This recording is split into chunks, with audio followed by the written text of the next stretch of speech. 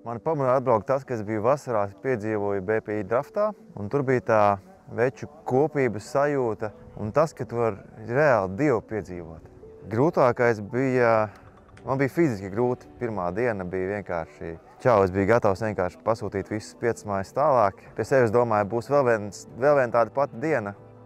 Veči, sorry, visi paldies, bet es varu iet vingrot kaut kur citur. Tas, ko es paņēmu no tā visa, ir tas, ka tā Dieva klātbūtne, ko šeit var piedzīvot, tā brālības klātbūtne, ko var piedzīvot. Un atkal tas, ka Kristus ir man līdzās.